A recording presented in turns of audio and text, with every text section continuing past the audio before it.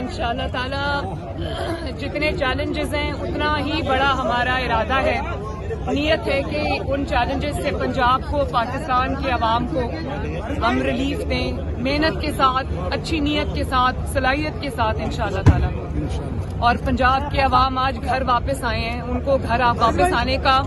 मौका मिला है, तो मैं पंजाब को ये कहती हूँ इंशाअल्लाह ताला कि आपको फर्क नजर आए। देखिए, मैं सिर्फ इतना कहना चाहती हूँ कि सऊदी अरब में जो वाकया हुआ, मदीना मुनव्वरा एक ऐसी जगह है जिसके बारे में सूरह हुजरात की आयत है कि अपनी आवाज़ नबी सल्लल्लाहु अलैहि वसल्लम की आवाज़ से बुलंद न करो। तो ये सियासी दुश्मनी में इतने आगे बढ़ गए हैं कि इन्होंने उस जगह के तकद्दस का, उस हस्ती का लिहाज नहीं किया जो अल्लाह ताला की महबूब हस्ती है। तो मैं समझती हूँ कि सिर्फ पाकिस्तान में नहीं बल्कि अक्रॉस द ग्लोब मुसलमानों के जज्बात हर्ट हुए और ये नहीं होना चाहिए था और ये बड़ा प्लान तरीके से हुआ। सऊदी अरब ने अरेस्ट भी किए हैं। इसको मैं क्या कह सकती हूँ, जो इस किस्म की गुंडागर्दी है जो वो यहाँ कर रहे हैं वही गुंडागर्दी इन्होंने वहाँ करने की कोशिश की है। नहीं, इंशाल्लाह मुझे पंजाब,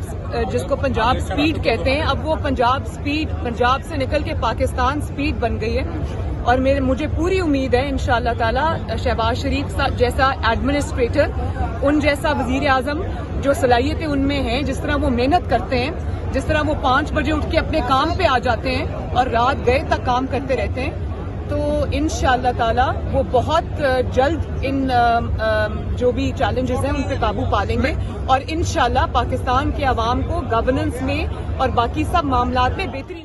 देखिए, पाकिस्तान पंजाब के अंदर जो इन्होंने किया, जो इन्होंने पहले नेशनल असेंबली में किया,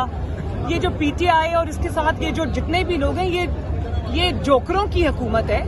ये जोकर